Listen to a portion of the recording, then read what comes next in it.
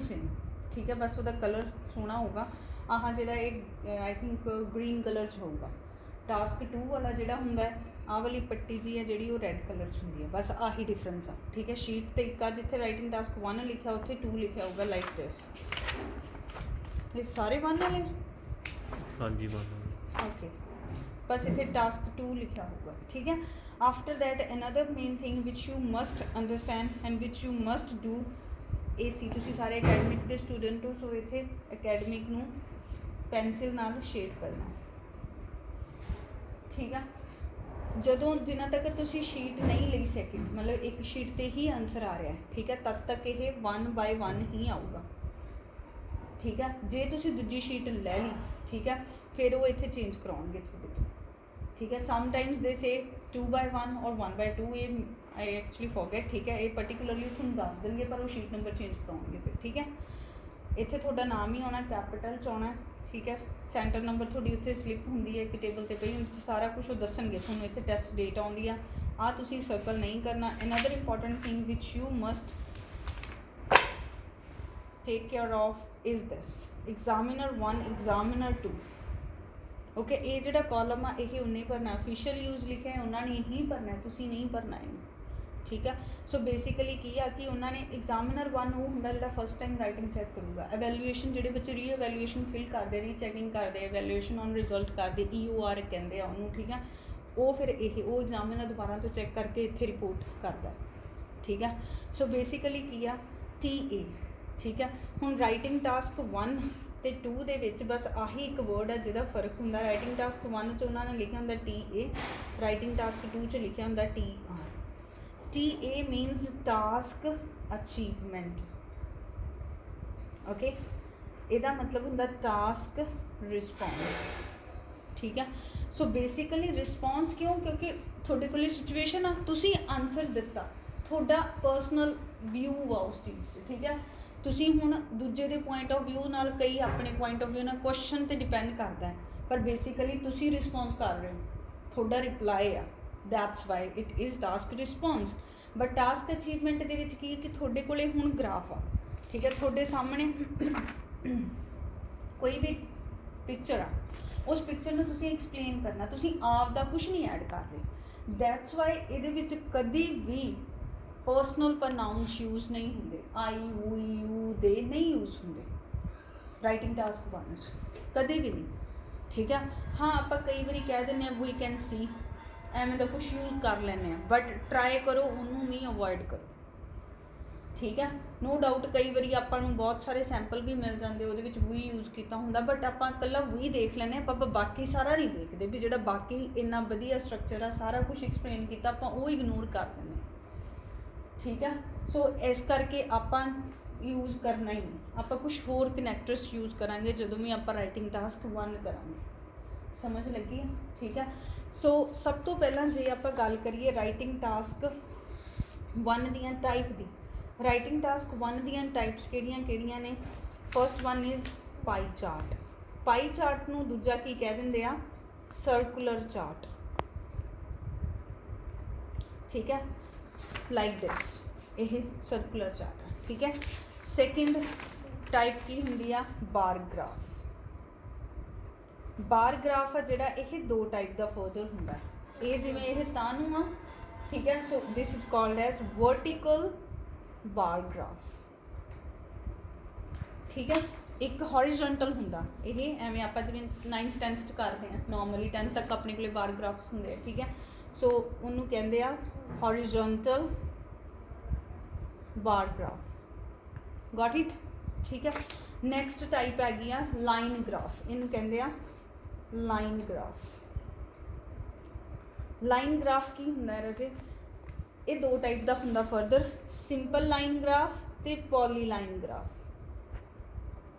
कल्ला line graph मीनस ये सिर्फ एको ही line होगी, जिवें हुण इहदे च 3 ने ना, एक आह चीज़ शो कर रही है, एक ये आते वैसे ऊपर डिज़ाइन पाते बिकॉज टू डिफरेंशिएट, ठीक है। जे कलर्ड प्रिंट होंदा फिर नहीं सी करना, पर हैगियां 3 लाइनस ही, ठीक है।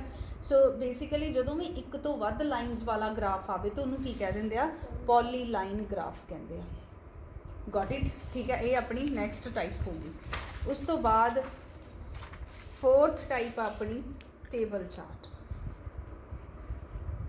Table chart, this one is called table chart. ठीक है, टेबल बनया हुंदा है, आपां टेबल नूं एक्सप्लेन करना। ठीक है, next fifth type is map. This one is map. ठीक है, हुण बेसिकली जिवें इन्हां ने इहदे विच शो कीता कि 1962 1985 ते नाउ, सो तीन पर्टिकुलर रैफरेंसिस लए। ठीक है, कई बार हो सकता सिर्फ दो ही लए होण, 2000 एंड 2020। ठीक है, सो 2020 भी हो सकता, 2001 भी हो सकता, सो इट वेरीज, कुछ भी सिचुएशन हो सकती, बट मैप आ पर्टिकुलर लोकेशन। ठीक है, सो इनू मैप चार्ट कह देंगे। Next is again this is a table and last one is flow or process. ਇਹਦੇ ਵਿੱਚ ਬੇਸਿਕਲੀ ਫਲੋ ਦੱਸਿਆ ਹੁੰਦਾ ਕਿਸੇ ਵੀ ਚੀਜ਼ ਦਾ, ਕਿਸੇ ਵੀ ਇਨਫੋਰਮੇਸ਼ਨ ਦਾ। ਜਿਵੇਂ ਹੁਣ ਆਪਾਂ ਫੋਰ ਐਗਜ਼ਾਮਪਲ ਆਪਾਂ ਕਹਿਣਾ ਹੋਵੇ that to get your student visa, Canadian student visa, ਆਪਣਾ ਫਲੋ ਚਾਰਟ ਕਿਵੇਂ ਬਣੂਗਾ ਕਿ ਸਭ ਤੋਂ ਪਹਿਲਾਂ ਇੱਕ ਬੇਸਿਕ ਐਜੂਕੇਸ਼ਨ ਪੂਰੀ ਕਰ ਲਓ। ਠੀਕ ਹੈ, ਪ੍ਰੈਫਰੇਬਲ ਕੀ ਆ ਵੀ ਸੀਨੀਅਰ ਸੈਕੰਡਰੀ ਕੰਪਲੀਟ ਕਰ ਲਓ, ਫਿਰ ਉਸ ਤੋਂ ਬਾਅਦ ਐਰੋ ਬਣਾ ਕੇ ਇੱਕ ਆਇਲਸ ਦਾ ਟੈਸਟ ਆਪਾਂ ਕਲੀਅਰ ਕਰਦੇ ਹਾਂ। ਸੋ ਆਫਟਰ ਦੈਟ ਜਦੋਂ ਸਕੋਰ ਆ ਜਾਂਦਾ, ਰਿਕੁਆਇਰਡ ਸਕੋਰ ਆ ਜਾਂਦਾ, then we apply for the offer letter. So एक process सारा explain, so that could be the question। और जिमें आह इत्थे सीमेंट प्रोडक्शन आ ते कंक्रीट प्रोडक्शन शो कीती आ, हो सकता टी मेकिंग दा होवे, आवर फेवरेट है ना, tea making help us in understanding different concepts. ठीक है, सो वो भी हो सकता है। सिंपल मतलब प्रोसैस एक्सप्लेन किया हुंदा। आपां जिवें किसी बंदे नूं आपां कुछ दसदे हैं ना कि सब तो पहला आ कर फिर आह, उवें उवें इनू आप एक्सप्लेन करना। तो जोड़े कनैक्टर आप उदों यूज़ करते हैं, ये भी सारे उवें ही कनैक्टर यूज़ करके एक्सप्लेन करना होंगे। ठीक है, समझ लगी। ठीक है, नैक्सट एक होर टाइप आ, इनू टाइप भी कंसीडर कर सकते हो। बेसिकली आंदा मैक्सीमम ऐ ही आ, कॉम्बीनेशन आंदा, मैक्सीमम नहीं कह सकते, 50-50% आ। कॉम्बीनेशन भी आंदा है, सिंगल चार्ट भी आंदा है।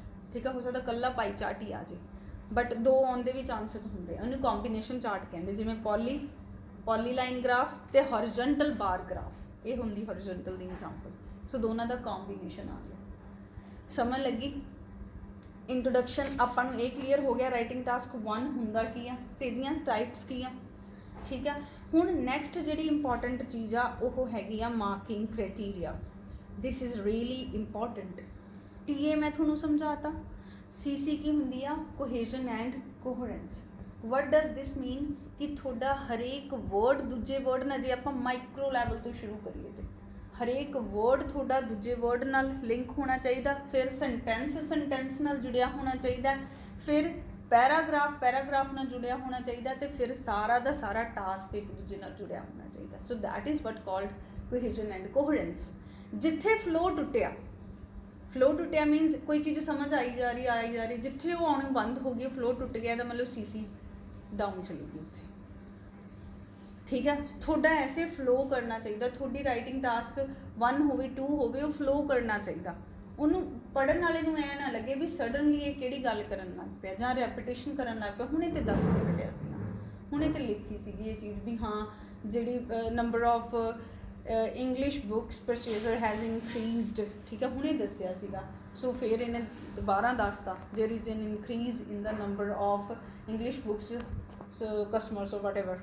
ठीक है, डिपेंड अपन द सिचुएशन। ठीक है, सो वो चीज़, ये सारिया चीज़ों का ध्यान रखना। थोनू सब तो मेन इंपॉर्टेंट की आ, थोनू जदों भी आपां नूं चार्ट मिल गया, चार्ट नूं मिल के आपां जरूर एनालिसिस करना कि किहड़ियां चीज़ां आपां इकट्ठियां करके एक बड़ी पैराग्राफ च करनियां ने आपां। ठीक है, किहड़ियां चीज़ां आपां दूजे बॉडी पैराग्राफ च करनियां। We are about to discuss structure as well, बस ये मैं थोनू हजे वैसे दस रही हाँ कि किवें इनफॉर्मेशन दा किवें एनालिसिस हुंदा। Got it. ठीक है, so that is in your CC.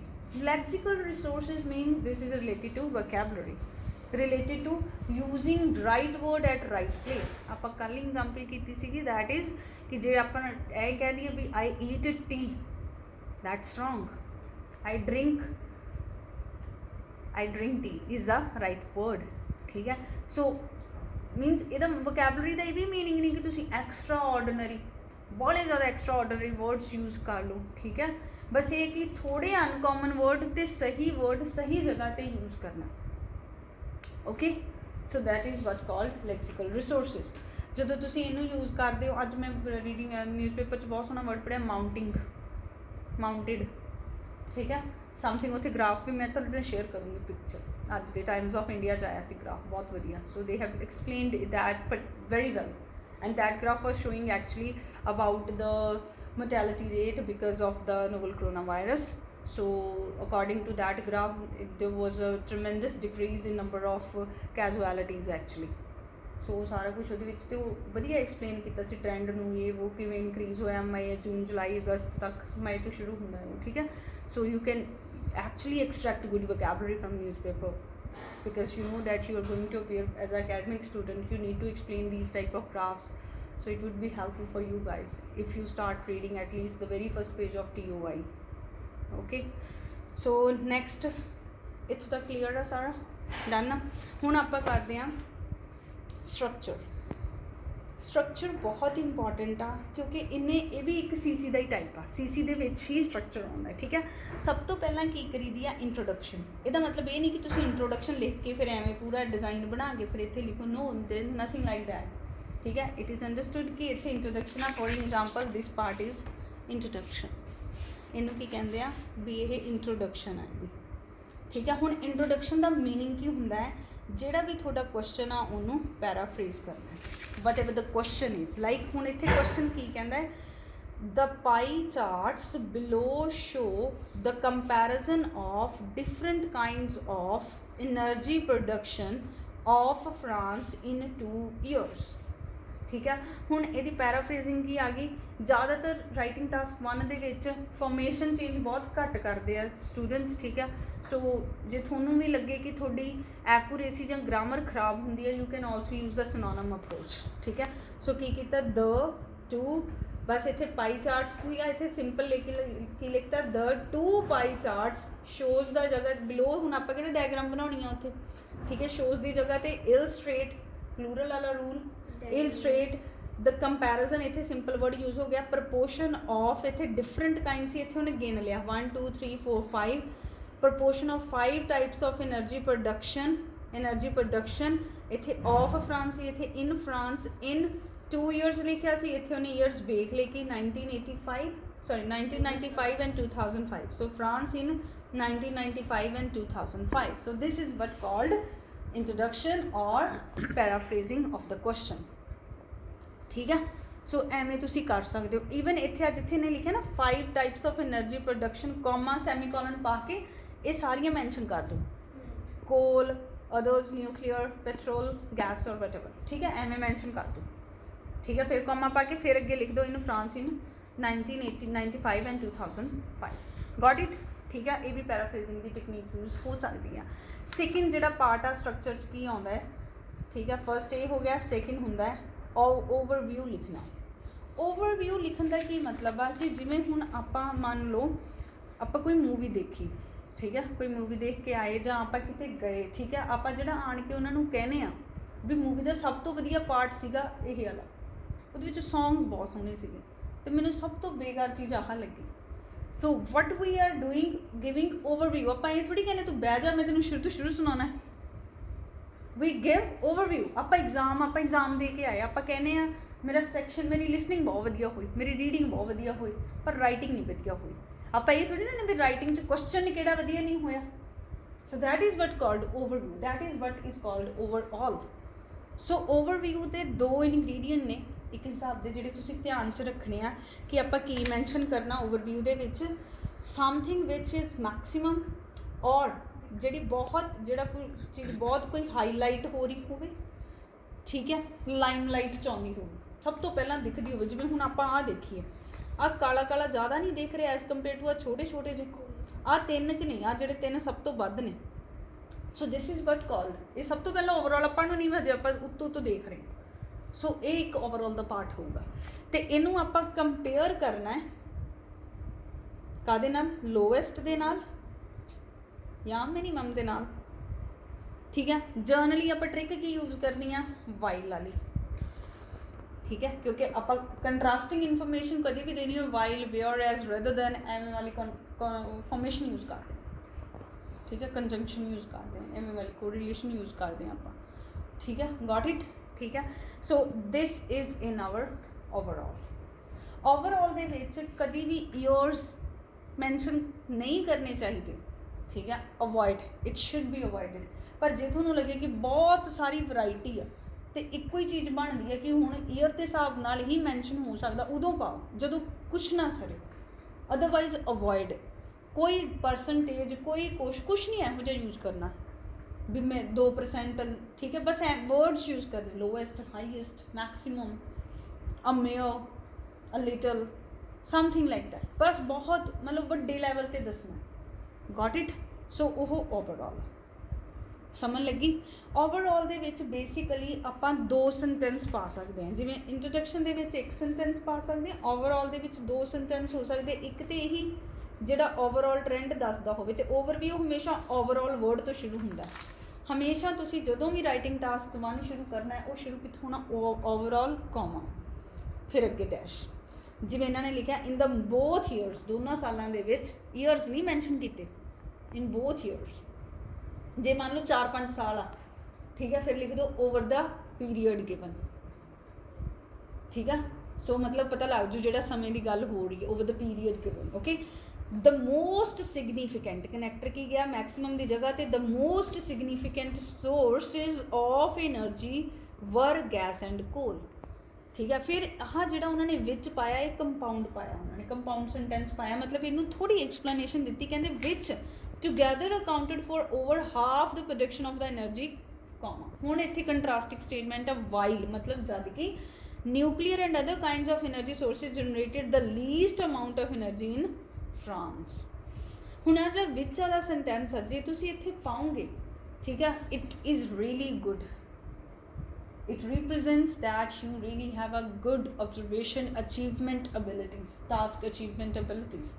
Generally student इत्थे छड्ड के कॉमा वाइल ओपोजिट पा देंगे नाल दी नाल, ठीक है। सो इत्थे तुसीं ध्यान रख सकते हो, ट्रिक यूज़ कर सकते हो कि मैं विच पा के इसे नूं भी, मतलब वो टोटल तो ज़्यादा, इहदा कहना कि मतलब है कि इन्हां दोवां ने अद्ध तो वध ते इन्हां दोवें प्रोड्यूस करी जाते हैं, ਜਿਹੜੇ बाकी 3 सोर्सिज हो तो ठीक है जिन्ना करी जाते, जे इन्हां दोवां दा सम कर दिए मतलब above 50% energy is being produced by the sources only, getting it, ठीक है। So after that next is इनू कहते, इनू एक जनरल लाइन भी कह सकते, general line in the sense ये नहीं कि जिथों मर्जी चक लो, होर कोई जो तुहानूं नॉर्मल जिहा ट्रेंड लगता होवे, उस पिक्चर नूं, उस ग्राफ नूं, उस पेपर नूं देख के, तुहानूं चार्ट नूं देख के जिहड़ा तुहानूं ऑब्जर्व हुंदा होवे, वो एक लाइन लिखनी हुंदी है। जर्नली इत्थे कनैक्टर आपां फर्दर मोर यूज़ कर सकते हुंदे हां। She has not used here, okay, this example has been taken from IELTS, ठीक है। सो बेसिकली उन्हें नहीं यूज़ किया, बट यू कैन यूज़, क्योंकि कनैक्टर्स थोड़ा फ्लो होर वधिया करते, इनक्रीज़ कर देंगे आ, बट इत्थे तां नहीं यूज़ होया क्योंकि ये लोड नहीं हैगी, बट वैन वी राइट, ठीक है, अपना उन्ना फ्लो, अपनी उन्नी एक्यूरेसी नहीं हैगी, so we can write for the more. हुण इत्थे की आ, in all types of energy production there was only minimal changes over the 10-year period, मतलब उन्हें देखा ऑब्जर्व किया कि आ भी मसा प्लस माइनस जदों भी कदे जे 2 चीज़ों का कंपैरिजन हो रहा +-5 या 10 होया होवे तो उन्होंने ऑलमोस्ट मिनिमम चेंज ही कंसीडर किया जाता है, ठीक है, उन्होंने आप मैक्सीमम चेंज कंसीडर नहीं कर सकते। सो ये ओवरऑल एक लाइन जी बनाती।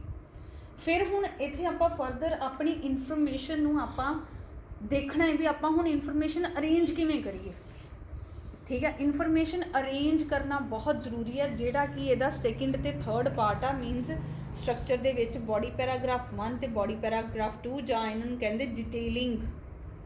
हुण आपां डिटेलिंग करनी है, हुण ओवरऑल जा लिखता, हुण आपां डिटेल्स देनियां ने, पर्टिकुलर डिटेल्स लिखांगे भी किवें इह फ्लो हुंदा, ठीक है। सो बेसिकली की है इत्थे हुण इन्हां ने की कीता बच्चे, इस पर्टिकुलर एग्जाम्पल दे विच एनर्जी प्रोड्यूस्ड बाय कोल, ठीक है, comprised of dash in the first year, this showed, means basically trick की आ कि एक चीज़ चक्को, उन्होंने एक सेंटेंस च कंप्लीट करो। पहला हुण उन्होंने कोल चक्या, coal comprised of 29.80% in the first year and this showed only a very slight increase of about a mere 1% to dash in 2005, बस ਹੁਣ ਇਹ ਇੱਥੋਂ ਸ਼ੁਰੂ ਹੋ ਕੇ ਇੱਥੋਂ ਤੱਕ ਸਾਰਾ ਐਕਸਪਲੇਨ ਹੋ ਗਿਆ, ਇਹਨੂੰ ਦੁਬਾਰਾ ਨਹੀਂ ਟੱਚ ਕਰਨ ਦੀ ਲੋੜ। ਹੁਣ ਕੁਛ ਇਹੋ ਜਿਹੇ ਸੇਮ ਲੱਭ ਲਓ, ਜੇ ਦੋ ਚੀਜ਼ਾਂ ਦਾ ਸੇਮ ਟ੍ਰੈਂਡ ਹੋਵੇ, ਪਹਿਲਾਂ ਇੱਕ ਸੈਂਟੈਂਸ 'ਚ ਇੱਕ ਪੂਰੀ ਕਰਕੇ ਫਿਰ ਦੂਜੀ ਨੂੰ ਲਿਖਣ ਲੱਗਿਆ ਅੱਗੇ ਕਨੈਕਟਰ ਲਾ ਦਿਓ, ਸਿਮਿਲਰਲੀ ਜਾਂ ਲਾਈਕਵਾਈਜ਼, ਕੋਈ ਮਰਜ਼ੀ ਕਨੈਕਟਰ ਲਾ ਲਓ, ਠੀਕ ਹੈ। ਸਿਮਿਲਰਲੀ ਔਰ ਲਾਈਕਵਾਈਜ਼ into 1995 gas generated dash which rose marginally to 32 dash in dash, ਇੱਥੇ ਵਰਡ ਯੂਜ਼ ਹੋਇਆ ਅਬ ਮੇਅਰ, ਬਹੁਤ ਥੋੜਾ, ਮਾਰਜਨਲੀ ਵੀ ਕੀ ਹੁੰਦਾ ਥੋੜਾ ਜਿਹਾ, ਸੋ ਦੋਨੋਂ ਇੱਕ ਦੂਜੇ ਦੇ ਸਿਨੋਨਿਮ। ਬਟ ਹੁਣ ਇੱਕ ਚੀਜ਼ ਹੈ ਕਿ ਇਹ ਦੋਨੋਂ ਇੱਥੇ ਫਿਨਿਸ਼ ਹੋ ਗਈਆਂ, ਖਤਮ ਹੋ ਗਈਆਂ। ਹੁਣ ਬਾਕੀ ਆਪਾਂ ਬੇਸਿਕਲੀ ਇਹਦੇ ਵਿੱਚ ਕਵਰ ਡਿਟੇਲਸ ਦੇ ਵਿੱਚ ਆਪਾਂ ਹਰੇਕ ਨਾਊਨ ਕਵਰ ਕਰਨਾ ਹੀ ਹੁੰਦਾ। ਹੁਣ ਤੱਕ ਆਪਣਾ ਗੈਸ ਤੇ ਕੋਲ ਕਵਰ ਹੋ ਗਿਆ, ਹੁਣ ਰਹਿ ਗਏ 3, ਪੈਟਰੋਲ, ਨਿਊਕਲੀਅਰ ਤੇ ਅਦਰ, ਠੀਕ ਹੈ। ਹੁਣ ਇਹ ਆਪਾਂ 3 ਜਿਹੜੇ ਰਹਿ ਗਏ ਉਹ ਇੱਧਰ, ਤੇ ਇੱਥੇ ਕਨੈਕਟਰ ਲੱਗਿਆ with regards to the remaining methods, ਠੀਕ ਹੈ। ਬਾਕੀ ਜਿਹੜੇ ਰਿਮੇਨਿੰਗ ਮੈਥਡਸ ਨੇ ਉਹਨਾਂ ਦੇ ਰਿਗਾਰਡ 'ਚ producing methods of producing energy, there was an approximate 5% growth in the production from both nuclear power and other resources to dash and dash respectively। ਮਤਲਬ ਹੁਣ ਇੱਥੇ ਨਹੀਂ ਉਹਨਾਂ ਨੇ ਸਿਮਿਲਰ ਵਾਲਾ ਸੈਂਟੈਂਸ ਬਣਾਇਆ, ਇੱਥੇ ਰਿਸਪੈਕਟਿਵਲੀ ਵਾਲਾ ਸੈਂਟੈਂਸ ਬਣਾਤਾ, ਦੋਨਾਂ ਦੇ ਵਿੱਚ ਅਪਰੋਕਸੀਮੇਟਲੀ 5% ਹੀ ਗਰੋਥ ਸੀਗੀ, ਠੀਕ ਹੈ। Petrol on the other hand, this is really strong formation, petrol ਪਰ ਕਹਿੰਦੇ ਦੂਜੀ ਸਾਈਡ ਤੇ, ਕਿਉਂਕਿ ਉਹਦਾ ਇਕੱਲੇ ਦਾ ਜਦੋਂ ਤੁਸੀਂ ਇਹਨੂੰ ਓਬਜ਼ਰਵ ਕਰੋਗੇ ਨਾ, ਉਹਦਾ ਇਕੱਲੇ ਦਾ ਹੀ ਯੂਨੀਕ ਆ,